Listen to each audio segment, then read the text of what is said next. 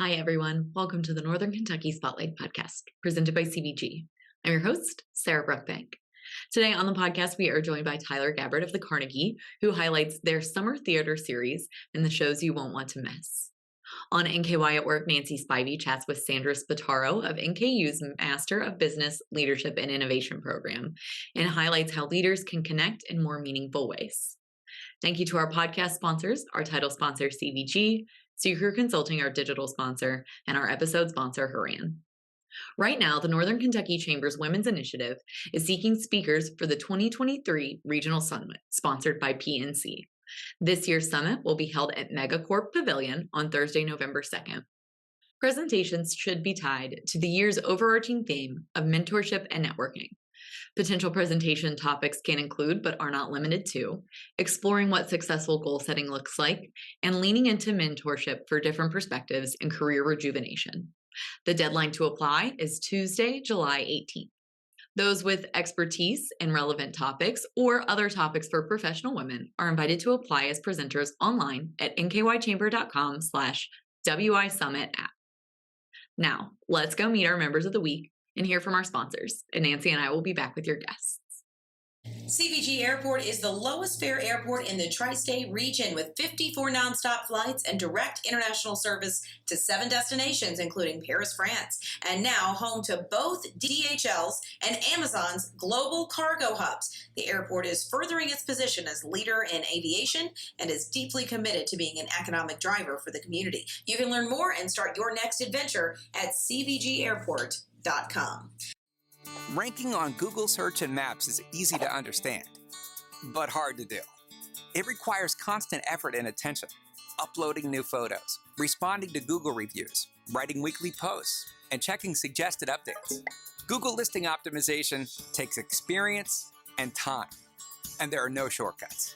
C-Crew gives your Google My Business account the steady, consistent attention it needs to be effective, optimizing, updating, and expanding critical content every single week. From local retail stores to large regional networks, C-Crew generates content, establishes benchmarks, and creates dramatic, measurable increases in engagement. So what can C-Crew do for your business? More calls, more clicks, more clients. Congratulations to our members of the week. You can learn more about these businesses by following the Northern Kentucky Chamber on social media, where we will highlight one of these businesses each day. Now, let's meet our members of the week. Mannequin Boutique is a fashionista's repurposed apparel paradise, featuring vintage, top designer, and contemporary fashion and accessories. Radiantly Sun-Kissed Mobile Spray Tans by Nikki Lynn will come to a location of your choice and get you radiantly sun-kissed. Smiley Travel is a Covington-based travel advising company that focuses on the logistics of travel, so you only have to worry about the smiles. Children's Law Center, Inc. is a unique, nonprofit legal service center protecting the rights of children and youth so they can grow up in safe and healthy ways. Sweco is a world leader in providing particle separation and size reduction solutions. Logomat modular conveyor systems can be found worldwide in a variety of unique applications throughout various industries. Founded in 1971, Bayette Heating and Air is a professional heating and air company that provides exceptional residential and commercial services. Boogie Lights manufactures high-performance LED lighting systems for accent lighting applications used in RVs, semi-trucks, tow trucks, golf carts, cars, and more. Grainwell is a design and manufacturing company that has established 2 boutique stores in the greater Cincinnati region. Hi, everyone. Welcome to the podcast. Today we are joined by Tyler Gabbard, who is the Theatre Director at the Carnegie. Welcome to the podcast. Yeah, thanks for having me. Yes, so Tyler, we're going to jump right in. Tell us about the Carnegie. You guys do more than just shows. Yeah, the Carnegie is a multidisciplinary arts venue. So we have 3 programs. We have the education program, which sends teachers out to Covington schools and other schools to teach visual arts and dance and theater and music. Alongside alongside social studies and math. And so it's about arts integration and really touching every student, giving them new ways to learn and access material. And they also produce Camp Carnegie every summer, which is sold out this summer, and it's a really exciting program.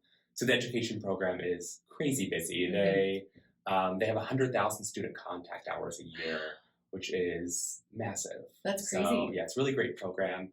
Then we have the gallery. Mm-hmm. Matt Distel, who's just named our new executive director, is also the gallery director. We do 2 big shows in the gallery each year. So the current show is focused on ceramics. It's a really, Matt does really great work at highlighting local artists and also bringing well-known national, international artists in and putting them alongside local artists to help boost their profile. And the way that he, allows work to speak to each other is really fascinating and unique to, I think, the Carnegie as far as the local art scene goes. Mm-hmm. And then the theater program is my child. Yes. So I'm the director of theater. We are the only professional theater in the region in Greater Cincinnati that produces exclusively musicals. So we don't do plays anymore. We found that, no one else is doing just musicals. And so it allows us to really focus on something and do what we do best. And I love all the other kind of work that happens in town, but I'm a big musical theater fan. So I appreciate that I get to, call the Carnegie home for that reason. Yeah, that is awesome. It definitely sets you apart, like you said, from other organizations in the Greater Cincinnati area that put on different types of productions than you guys do. It lets you be a little bit more niche. Yeah, I think we used to be thought of as the Northern Kentucky theater, and that's what set us apart.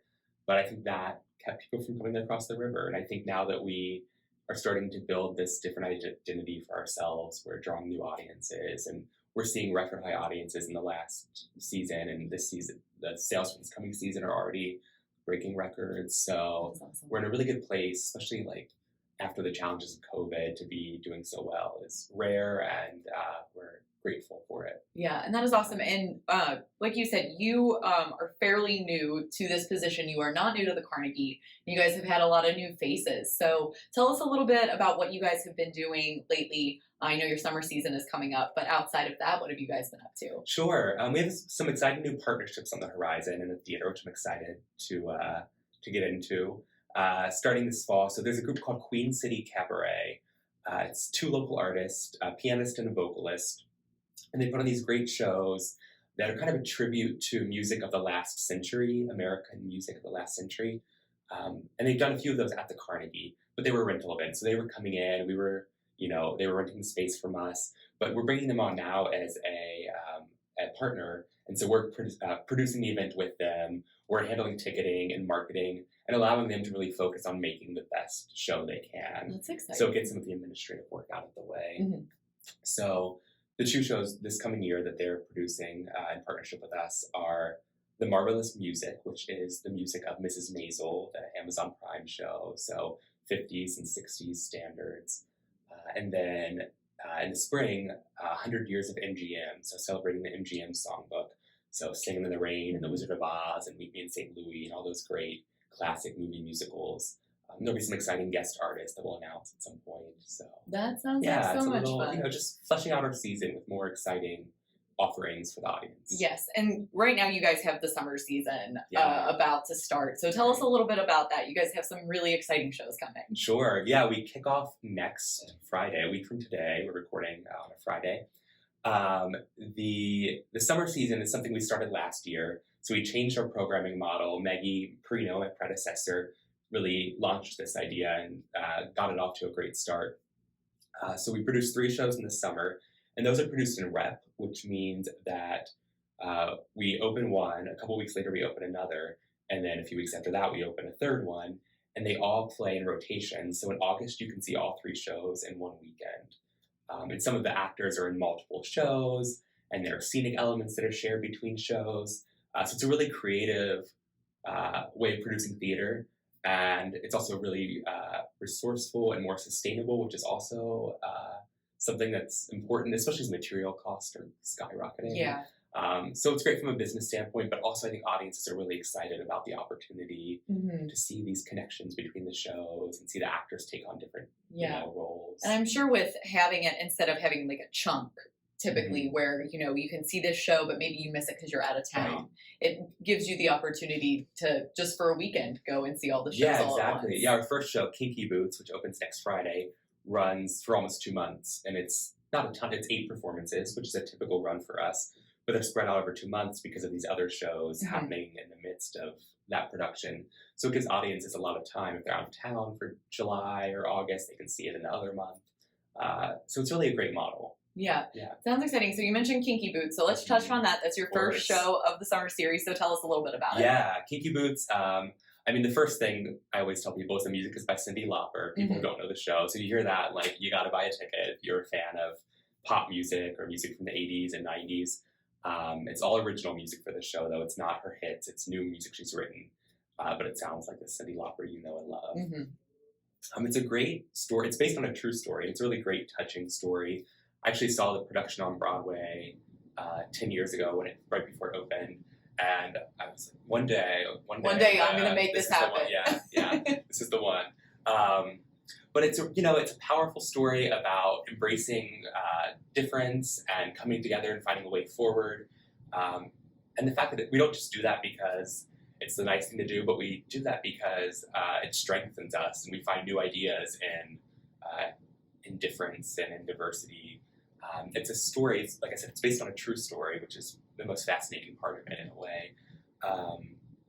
It's a struggling shoe factory owner. He inherited the factory from his father, and they made men's dress shoes for decades. And then, things aren't going so well.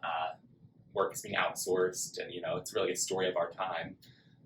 And then he meets this drag queen Lola, this fabulous drag queen, who wears boots, and the boots break, and suddenly Charlie, the shoe factory owner, discovers a niche market in making high-heeled boots for drag queens that can support their weight and support the dancing and support, backflips and all the crazy things they do. The important things that they do on stage. Yes, very necessary.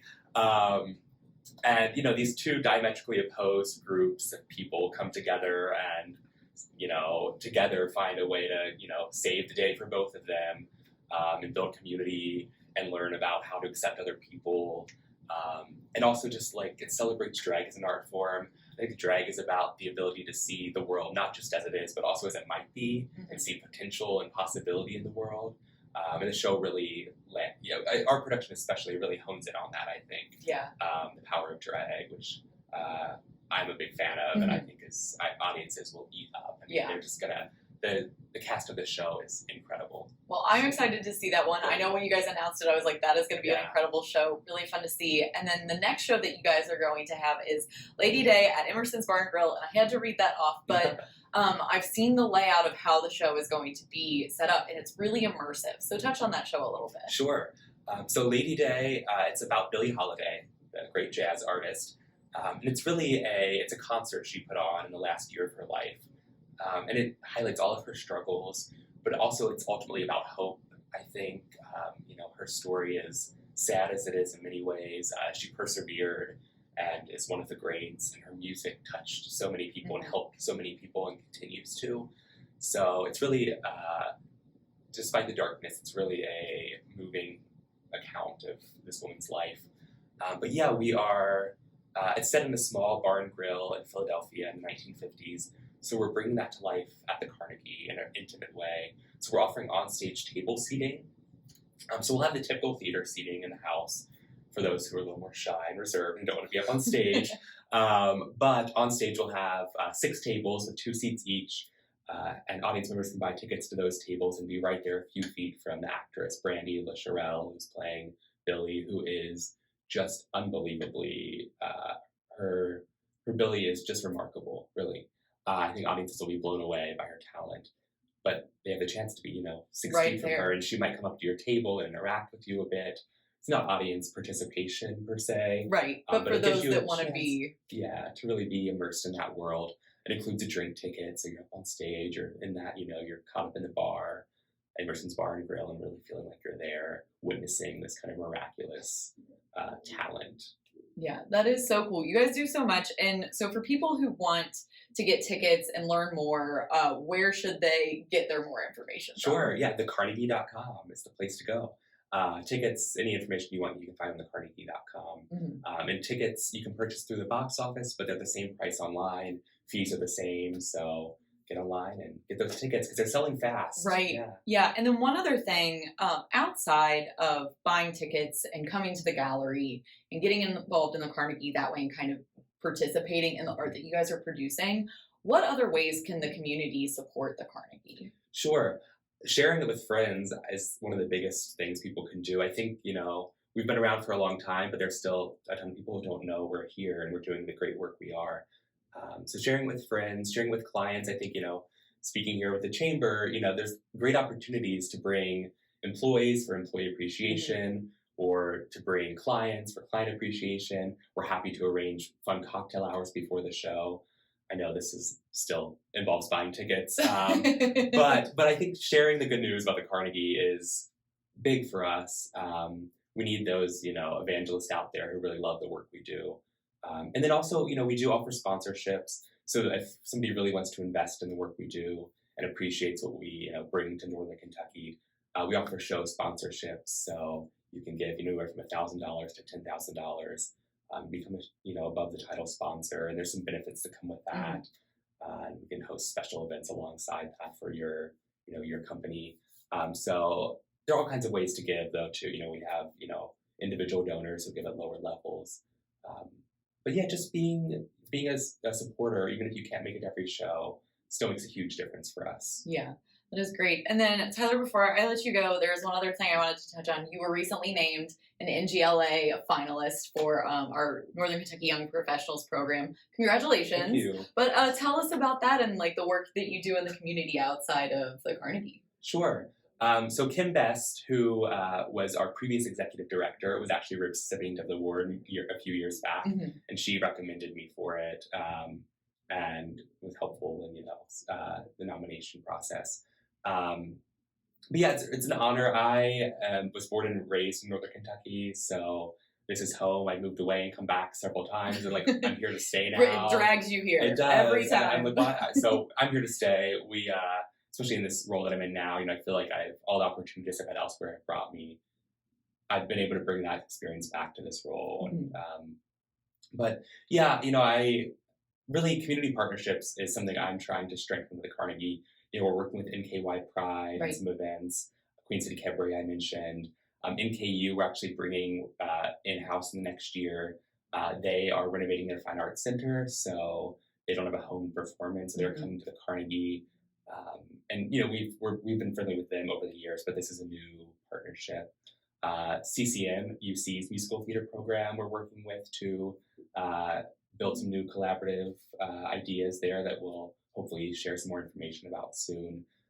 So lots of exciting things happening, but I'm always just looking for new ways to use our connections to strengthen both the Carnegie and the community at large, and really make ourselves known and help other people do the great work they do. Yes. Well, thank you for all the work that you do in our community. Bringing arts to students and the community is so important. And Tyler, before I let you go, you had one more thing we wanted to talk about is Flex subscription. So tell us about that and how people can take advantage of this. Sure. This is something new that we're offering this season. So in the past, we've only offered fixed subscriptions, which means you come to every show and you pay a set price. But our new flexible subscriptions give audiences a lot more opportunity and options to craft a package that works for them. So they can choose to see just 2 shows, and you just save 5% on all the tickets. So it's really straightforward. You can see 3 shows and save 10%, or see all 4 shows and save 15%. It also applies to the Queen City Cabaret offerings we mentioned earlier. But audience members can choose where they're sitting, when they're coming, and build a package that works for them that's not so fixed. And the real goal of it is to get people who have just come to 1 show before to come to a second show, eventually to come to a 3rd show. So they're not making the jump from 1 show to all 4 shows, but from 1 show to 2 show to 3 shows, over time. Right. That is a great package idea. I know that I might take advantage of that. I hope you do. Yeah. Well, Tyler, thank you so much for your time today. I appreciate it. Yeah, thank you. Hi, I'm Nancy Spivey, Vice President of Talent Strategies for the Northern Kentucky Chamber of Commerce. And today I'm with Sandra Spataro. Did I get it right? Absolutely. Great. Sandra's with NKU. Welcome. Thank you. It's nice to be with you. So I understand that you work for the College of Business and you're in the leadership area. Tell me a little bit more about that. Yeah, so I'm a professor in the management department at NKU. I've been here about 12 years. I've been teaching for over 20. in MBA programs and undergraduate programs and executive programs, all in the areas of organizational behavior. So that's like leadership and teamwork.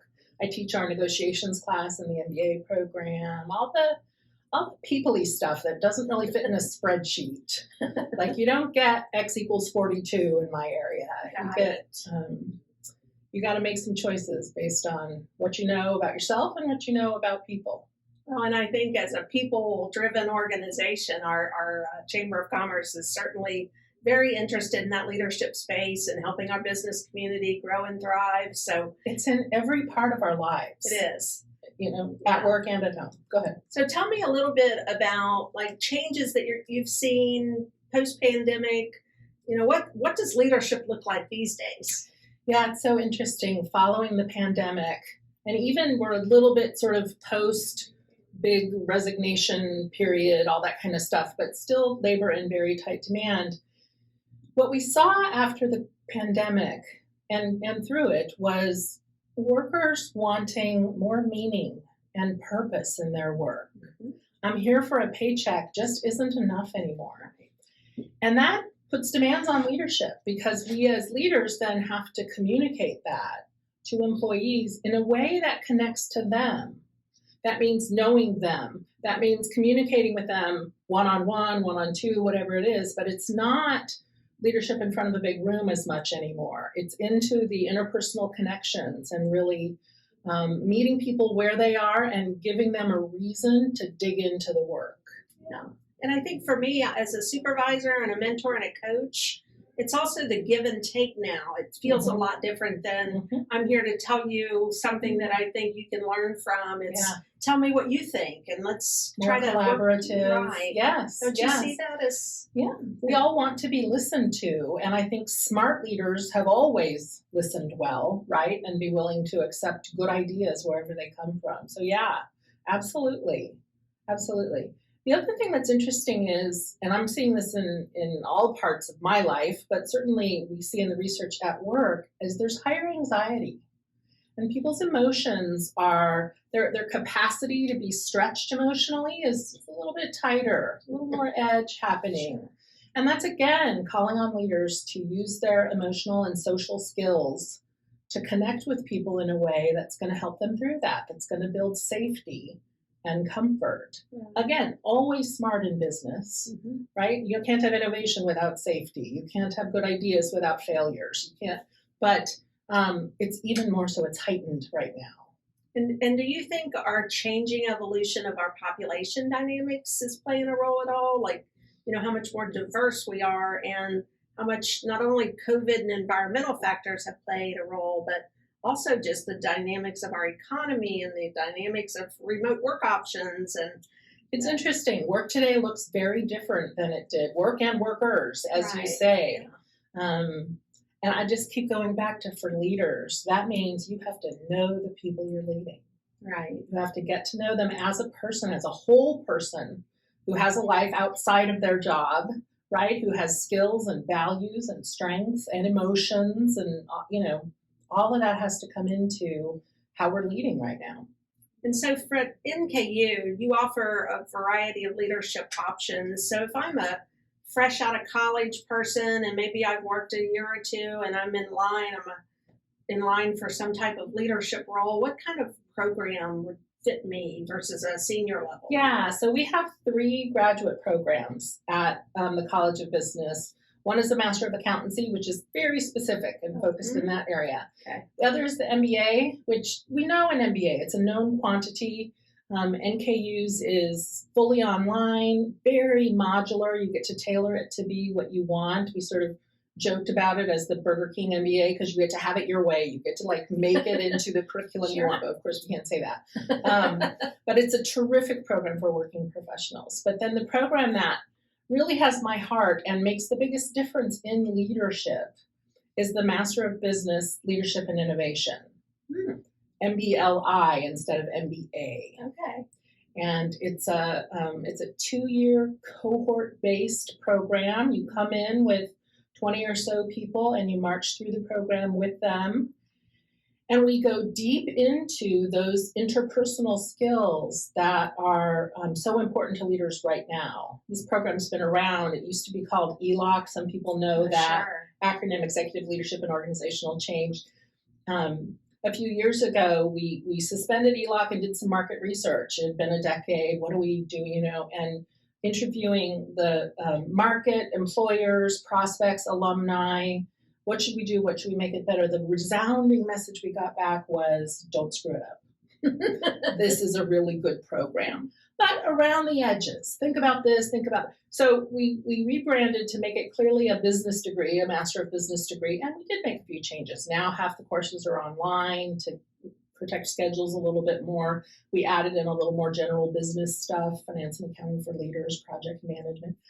But the focus is, and always has been, on interpersonal leadership, emotional and social competencies as a leadership model, right?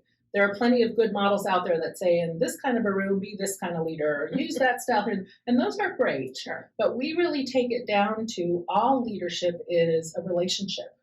And so the same relationship skills that you use at home or at church or with your hobby friends or whatever, you got to build relationships as a leader in business. And the people skills are what support you. So this program goes deep into those. You get a lot of information about yourself, where you are on those competencies. You build your own development plan, how you want to work them forward.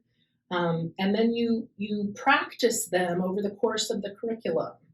Courses on yourself as a leader, on leading teams, on leading organizations, on setting strategy, on leading change, on really cool new course on innovation. That was another change after ELOC. We made more emphasis on innovation.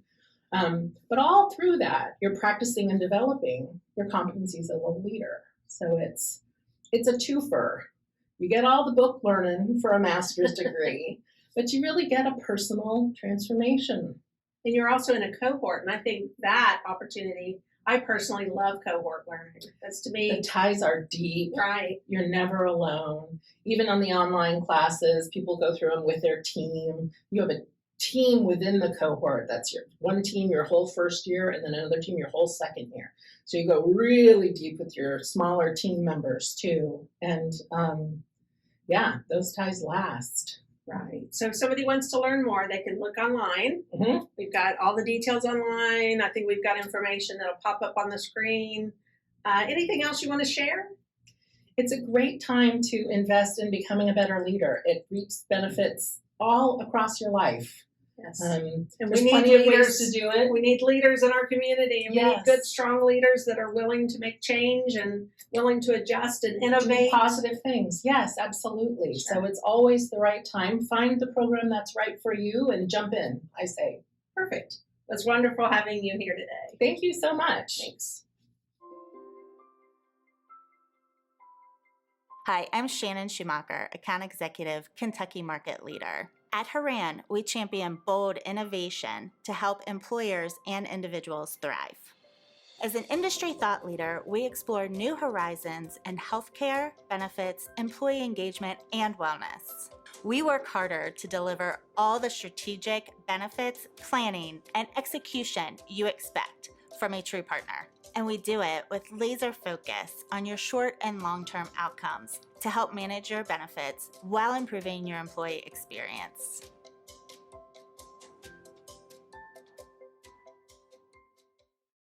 Hi, everyone. Welcome back. Thank you so much for tuning into the podcast today and learning more about the Carnegie Summer Theater Series, as well as NKU's Master of Business and Leadership Innovation Program.